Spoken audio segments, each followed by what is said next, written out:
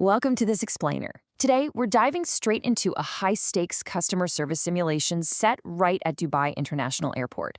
Imagine this. You're acting as a senior passenger service agent, checking in a heavily booked flight heading to Tokyo, and a major operational issue has just landed right in your lap. It's a fascinating scenario, and it really tests your logistical problem-solving, profound empathy, and ability to think strategically under serious pressure. All right, part one, the upgrade dilemma. Let's set the scene. Here is the exact puzzle you're facing today. Your economy class cabin is completely overbooked. Hey, it happens, right? But here is the massive catch. You have exactly one business class seat available to give away as an upgrade. Just one single seat to solve a very complex issue. And to make things even trickier, the system can't just auto-select a frequent flyer today because there simply aren't any enrolled on this specific flight.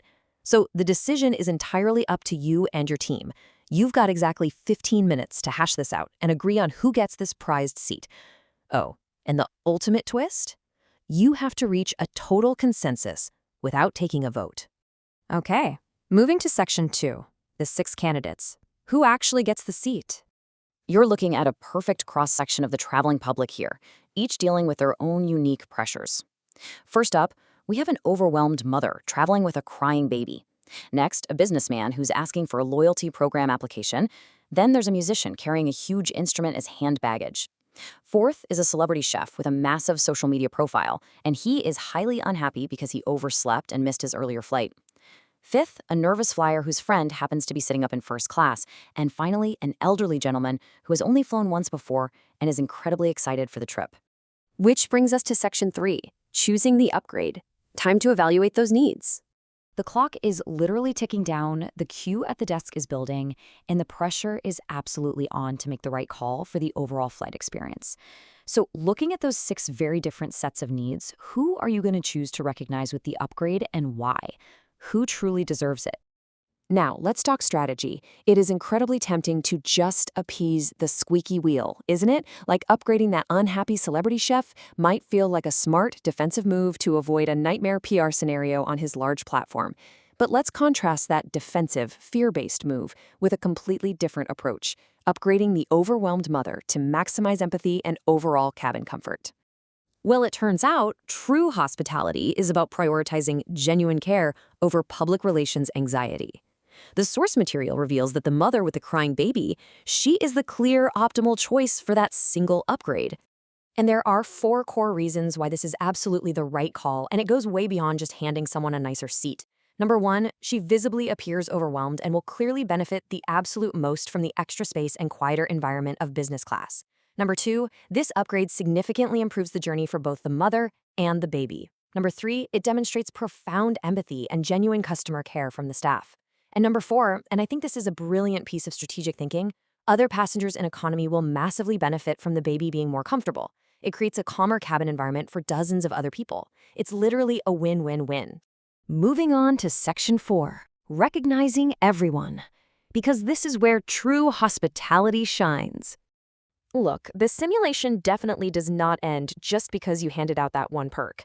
Giving out an upgrade is the easy part. True hospitality is all about what happens to the runner-up standing at your desk. Part 2 of your task is ensuring every single passenger feels recognized. The ultimate test isn't the premium seat, it's how the remaining passengers are treated so they still feel deeply respected and valued. We've got to strategically tailor our care for those remaining 5, turning potential frustration right into loyalty. Let's break down the action plan. For the businessman, we proactively help him enroll in that loyalty program and explain the perks. For the musician, we offer dedicated assistance to safely store that bulky instrument so they don't have to stress about it. For the celebrity chef, we apologize for the inconvenience of his missed flight and make sure the crew provides excellent, attentive service throughout his journey. For the nervous flyer, we reassure them and, if it's operationally possible, we find a way to seat them closer to their friend in first class. And for the elderly gentleman, we congratulate him on his trip and make sure he gets some personal attention to make his rare travel experience really memorable. There's a quote directly from the simulation sample group discussion that just nails this whole dilemma. It says, "I would upgrade the mother traveling with the crying baby because she appears overwhelmed and would benefit most from the additional space and comfort. This choice reflects empathy and customer care." For the remaining customers, I would provide personalized assistance to ensure everyone feels valued and respected. I mean, that is the perfect model answer. It beautifully balances prioritizing the greatest need through empathy while keeping a high standard of personalized respect for everyone else. As we wrap up this explainer, I really want you to ask yourself a question. If you were just another passenger sitting in that stressed out, fully booked economy cabin, how would witnessing this kind of comprehensive approach to empathy and service change your own flight experience? When an airline looks past the loudest voice in the room to care for the most vulnerable, and then actually takes the time to personally acknowledge everyone else, it completely changes the entire atmosphere of the journey. Keep this structured approach in your back pocket the next time you're navigating your own complex customer service puzzles.